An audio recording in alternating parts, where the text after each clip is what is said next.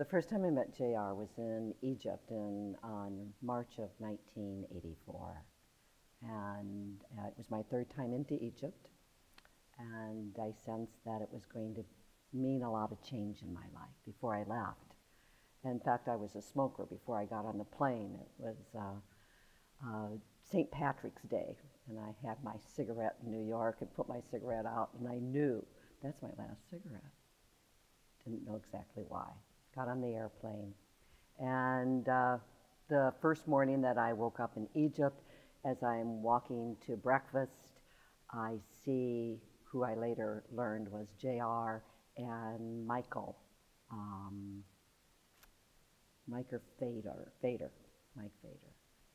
And I stopped them, and then I just said a lie. I said, I know you guys. And I knew I didn't know them, but I kind of thought maybe I did. So I stopped them and said, oh, I know you guys. We were at the pyramids. We were outside the Mena House, I believe it's called. And I was going there for breakfast, and they were, as I later found out, coming from breakfast. So I stopped them. I said, I know you guys. And I said, you were on the first Egypt trip I was on in 1981 called Atlantis Rising. And they smiled and said, no, it was their first time in Egypt. And then I kind of felt them, and they felt what I called then independent. Today I would call it liberated. And there were a lot of Alaskans on the trip, and they're kind of independent sorts. So I said, are you from Alaska? And JR laughed. And he said, and they said, no, California. And then I looked at JR. Well, my astrology chart said I would have an unusual love affair while I was in Egypt. And I had told myself, look, we're not going there. We really just want to focus on spirit. So I looked at JR, and the first thought I had is, oh, he's the one. But we're not going there. We're going to hold to spirit. So that was it.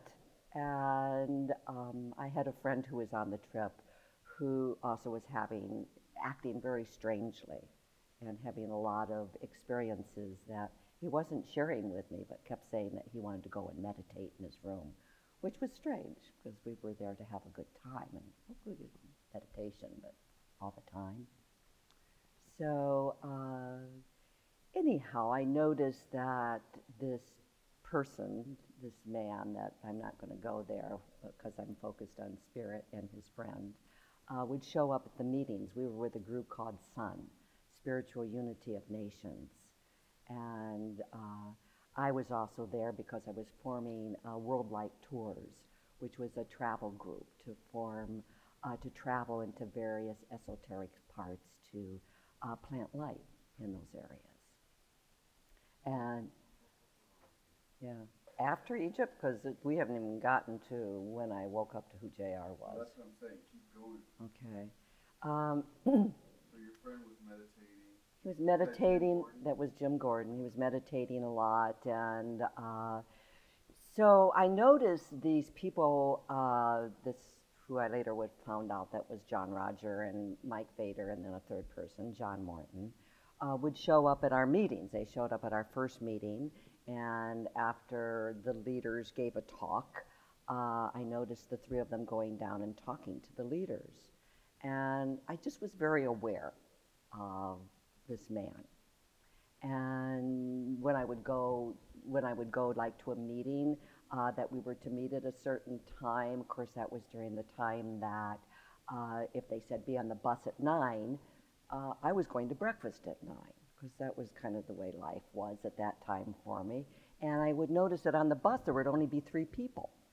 And it was this, who I found out, John Roger and Michael Fader and John Morton. They would be the only 3 people sitting there on the bus on time. So I would go to the meeting, and I got on the bus, and my friend Jim Gordon was already on the bus sitting way in the back, and then these 3 were sitting up front. And I noticed that they all had necklaces on that were the same. And I said, you all have the same necklaces on? And Michael Fader answered and said, yes.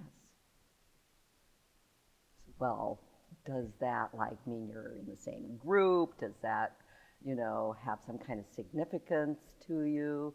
And again, the answer was yes, from Michael Fader. And so then JR responded, and he said, well, the necklaces is a symbol for Hugh, and it emanates peace. I thought, okay, fine. So I went and I sat down in the back of the bus.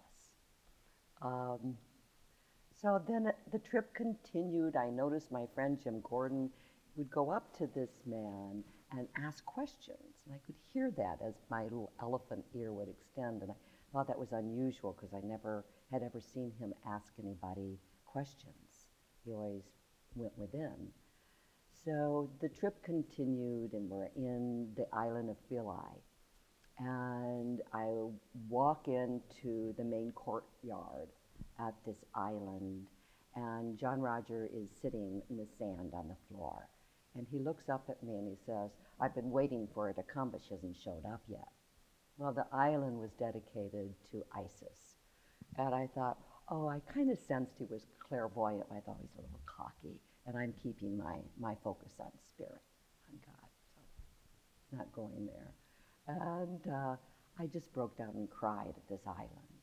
I saw these pictures of a woman, Isis, with this rod of power in her hand, and she gives birth to Horus, which is a symbol of the Christ. And I just felt so weak and little as a woman. And I just cried and cried. And as we left the island and we got on our boats to go back to the bus, we get off the boat, we walk to the bus, and a Nubian man starts singing. And as he's singing, all of a sudden, I just felt like I was expanding. And as if I was floating up off the ground. And I thought, oh, this Nubian man must be a sacred, holy man. And he's singing his sacred song for us. And he's not even asking for money. And so I turned to see if my friend, Jim Gordon, had noticed. And walking next to me is John Roger. And he looks at me and we catch eye contact and he smiles. And he nods yes. And I fracture inside. And I go, who is this man that I'm attracted to, that I'm drawn to, that taps into my holy moments?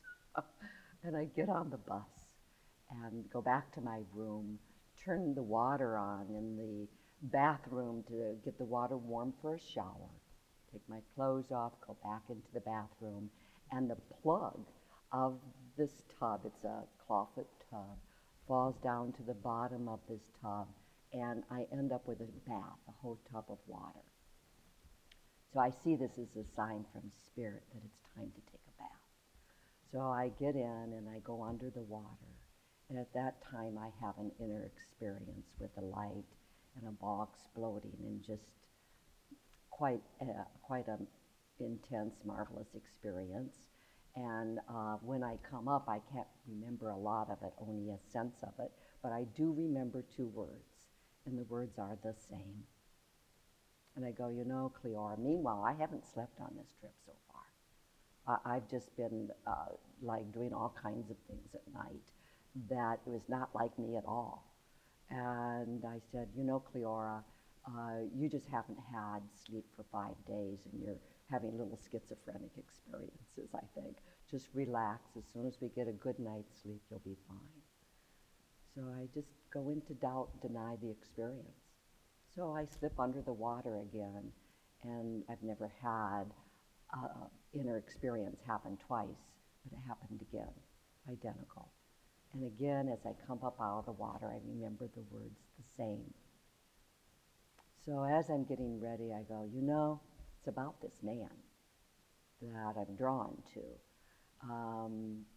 that I'm not going to go into any kind of relationship with, because I'm going to keep my eyes and focus on spirit.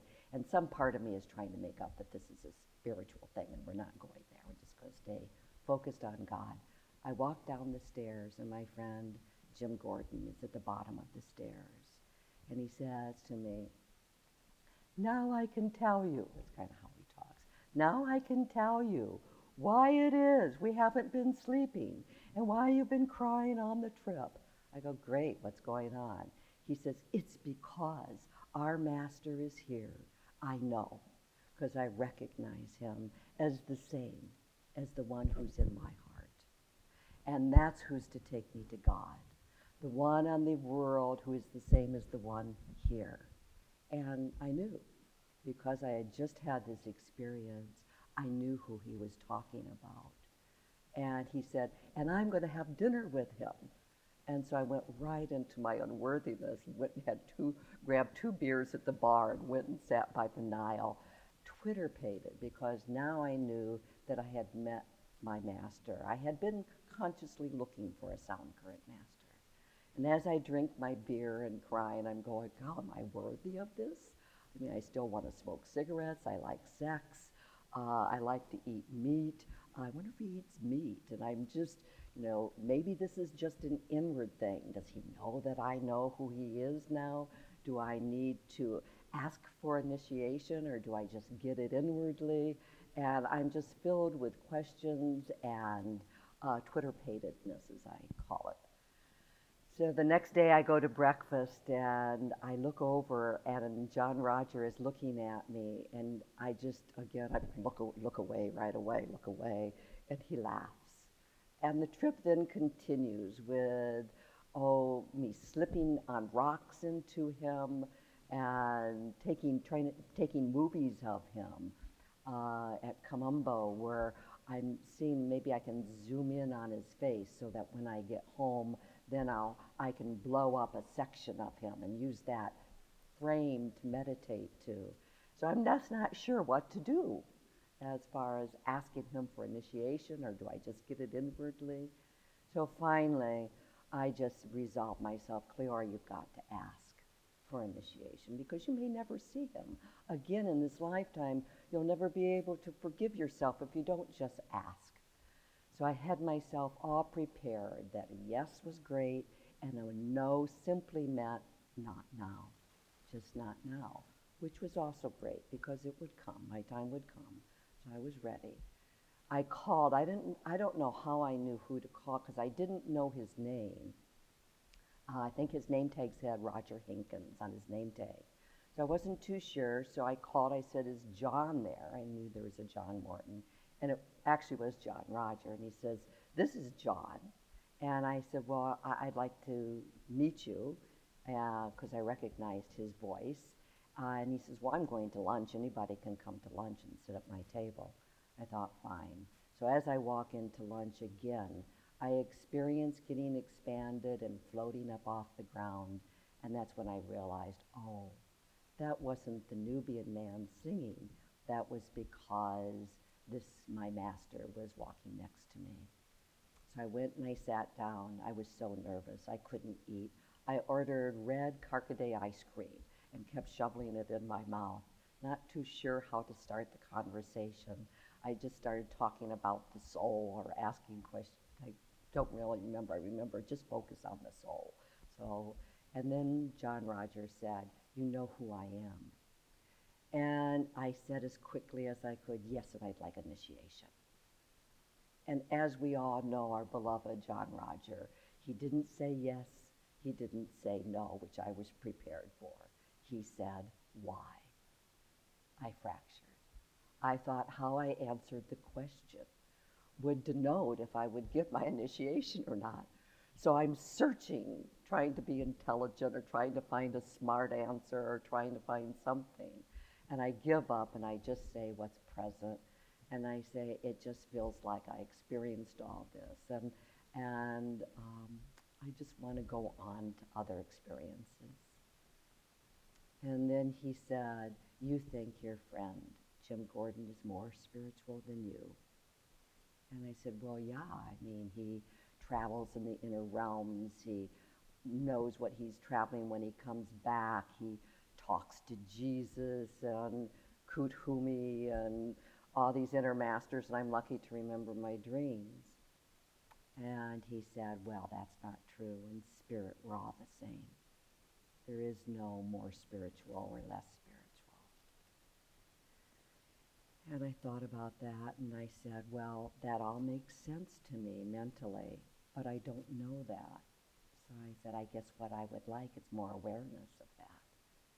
And then he said, I'll work with you. So that was it. I was ready to leave the table, so I left. I think I might have left right away. Oh, I was done. And then later, of course, I realized, oh, I didn't ask, does he initiate into the sound current? Do I get my initiation while I'm here? And I realized I didn't ask any of the specific questions. I was just glad that and relieved that he said he would work with me. So I'm at another place now later on, and I'm just asking in my heart. I said, well, go to my heart. That's where he is, and ask the question. So I said, do you work with the sound current? I go to my heart. And then John Roger turns right around this corner and presents himself to me immediately, comes up and starts talking about, you know, the hieroglyphics and asks me what they mean to me. And I go, well, I give some simple answer. And he goes, well, then he tells me, well, that's, you know, to me, he said, that's the symbol of the sound current, and that is the, I can't remember, teacher giving the initiate, the sound current meditation. And they said, yes, I work with the sound current. Oh, okay, I know that now. And so then we walk away like, oh, I didn't ask, you know, do I get my initiation? How does this work? Anyhow, meanwhile, my friend Jim Gordon is getting all the information that there's a group and that you get on these booklets and that you study the booklets for a couple of years and then you can be initiated. Oh, okay, great, there's a group, books. And so as the trip developed, then I realized that Roger Hinken's name is John Roger as my master and my guide, and that and I get all the information. And so as I leave the trip, I set out to make contact with the MSI rep, who was Mary Vasson at the time in Michigan. And that was the beginning of my journey. So JR said, hang on tight, you're going to move quickly and people will think you're crazy. And I am a bit, and I kind of like it that way. Sure. Well, this would be more like the teachings that really got anchored in for me at times I was with JR. I never saw or experienced JR ever losing his focus as a spiritual teacher. Never. He always held tight to it. And but there's some moments that really went deep for me in my own learning. One was on the Windstar ship. I think it was the Adriatic cruise.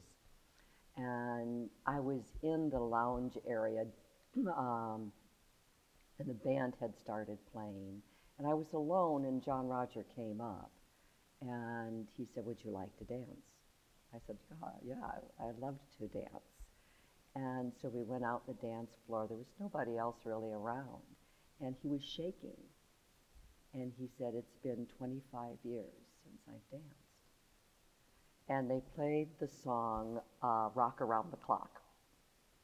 So we did a jitterbug to Rock Around the Clock, and he's a good dancer. And he leads really nicely. So it was really fun for me. And then afterwards, they played a slow song called I Just Called to Say I Love You. So we danced to that as well. Again, a very good dancer, and his shaking had calmed down. And so afterwards I said, you're really a good dancer. You know, why don't you dance? And he said, I love it too much, and it would pull me away from what I'm to do spiritually. I'm never to lose my focus, that I'm the mystical traveler, and I'm to hold to that. And I went, wow, he sacrifices so much on a personal level for us.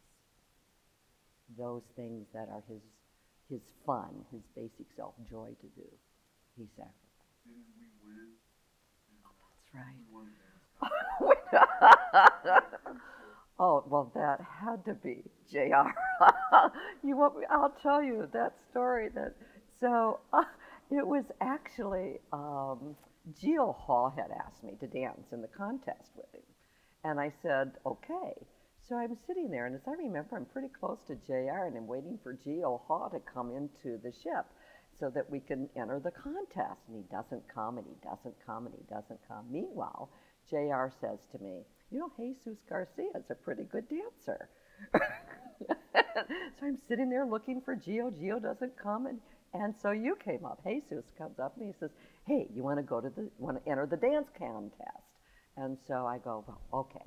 So we enter the contest, and so I'm ready for dancing with a pretty good dancer, JR says. And you show me how to dance. well, we're outside, and then you go, okay, we're going to do the waltz. How do we do the waltz? I said, you mean you don't know how to do the waltz? You said, no. I said, oh my gosh, we're in trouble. It was the foxtrot. I didn't know how to do it. And Okay. Somebody taught us the foxtrot. Well, every person who came out, you would stop and you say, you know how to do the foxtrot? No. Do you know how to do the foxtrot? Yeah. Show me how to do the foxtrot. And I go, oh, we are in trouble. So just before we go out, you turn to me and you say, act like you can really do the foxtrot. And so we go out, and it's just an act that we do. And we do the rumba, and again, you say, just shake your butt a lot. And so we do this rumba, and we just act like we're dancing. So, and the worst one was the jitterbug. We're going all around, you say, look, and I'm going to twirl you out in front of the judges and just shake your boobs at them. So you twirl me out, and I shake my boobs, and you're stepping all over my feet, and I go, oh, this is like really something else. So afterwards you go, I said, well, let's go sit down. You said, no, let's wait and see who wins. And I go, oh, okay. So we got a second for the rumba. And I couldn't believe it. I said, well, isn't that a delight?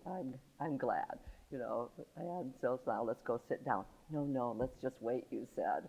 So then we get a first for the jitterbug. The one that was the worst. And I go, oh my gosh, I can't believe it. And I know it's probably JR working because there's a professional dance group that's on the boat entering the contest. Unbelievable. Well, here's the up, you know, gets kicked up a notch part of the story, is when you get a first place, then you're to dance solo in front of everybody on the ship to show why it is the judge picked you. So we're to dance solo in front of everybody. So we go out to do the jitterbug, and I don't know where you went. You were gone. And you were holding my hand, and I looked in your eyes, and you weren't there. And you were just going back and forth, and back and forth, and back and forth. And I'm going, Jesus, come back in your body. We're doing a jitterbug. And then you come back, and you look, and you go, oh, yeah. And you twirl me around once, and everybody on the boat claps for that one twirl, and that was it. So it was very, very funny. I was starting to get sick that night. Okay. Yeah, there's one other story that really was a teaching for me from JR. And this is while we are traveling on a Land Rover in Africa. And the driver's in the front, and Timothea, and John Roger is on one side of me and myself, and you're on the other side, and Lori Lerner is sitting in the back behind us. And for some reason, our Land Rover got separated from the rest of the group, and we realized at some point that our driver is lost. And we are in the middle of no place, Africa. I'm in that. And you're there. You're sitting on my left. And so I don't know if it was you, somebody suggested that we start singing songs. And then it was like, yeah, everybody sing their favorite song. So I can't remember. I remember my song was I Come to the Garden Alone Where the Dew is Still on the Roses, kind of a gospel song, and I sang that. And JR sang, and he sang Oklahoma. And it was very strong, and he has a very good voice. And we just laughed, and we had fun, and we played games, and we just laughed, and we just had a really, really good time, not being concerned at all that our driver was lost and that we're driving someplace in the middle of Africa. In the middle of all of our fun and gaiety, John Rogers says, I'm going to meditate. And then you said, yeah, me too. And it's very bumpy. So JR starts to put his head, back on what would be a bar. And Lori Lerner comes forward and cups his head, and I kind of held his head. And for about 5 minutes, it's silent. We're all silent. JR closes his eyes, and then he comes back, and he opens his eyes, and it's just like 2 spotlights. Just light, just pouring out of his eyes. And I went, wow. In the midst of just having a really, really good time, he stops and he gives all that joy to God. And I thought that really, really anchored deeply for me.